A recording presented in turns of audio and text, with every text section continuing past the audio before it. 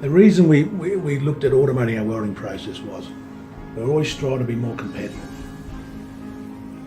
Industry's never changing. A lot of our customers are global suppliers, and we've now been approved to be a global supplier for these customers. So they're global manufacturing companies, and so therefore there's a lot of influence from Northern Europe, who are well ahead of us in Australia, and we're competing quite well with them. Robots aren't always what they seem to be. We've been to, I won't say the names, but welding companies or gas companies, and we've gone there and we've looked at their robots, and they all look great.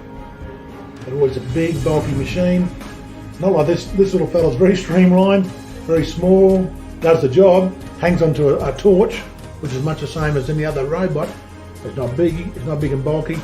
There's no need to have a closed off room for it. So there's this machine that can be put, and you would see the bloke down there walking around the machine.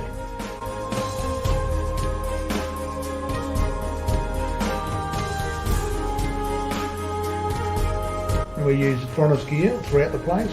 Very reliable gear, high tech, fantastic. This just adds to that.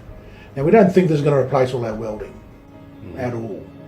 It'll take out the sort of the tedious tasks, the manual tasks, the ones that are repetitive, it hurts people's backs, elbows, arms, whatever it may be.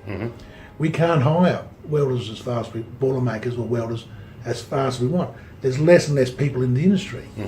So with all those challenges, robots is an obvious option to go to. It's more user friendly. Even I could program it, and I don't enjoy playing around with computers much at all. It's a very user friendly system in the programming. You just got to sort of think more about your processes and break it down. Hence the fact that the guy's doing it there. He's a boiler maker. He's a leading hand. He's a boiler maker. He's a qualified welder. So these robots need to be doing qualified level welding. So the repeatability is important, and that comes to the robot. It's so consistent and predictable. The outcomes are predictable from it, right?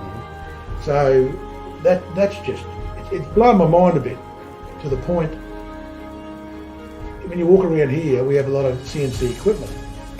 Robot's only one thing welding's only one area where it's only one area we currently use. You've got a question there where else would you use robots and how many you might have.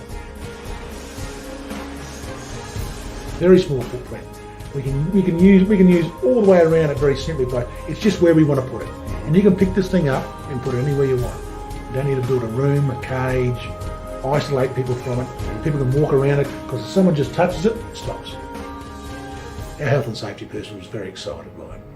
It's a very safe machine. A lot of guys are getting in their 50s, getting to get sore arms and sore backs and that. So they might become an operator. So therefore I can't get as many guys as I want. So this guy can operate a robot or 2 robots or 5 jigs, whatever it may be.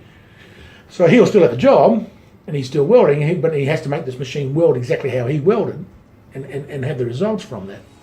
But he's not losing his job. Every time we've brought a bit of CNC gear, and the company's growing. It has not disappointed us in any way.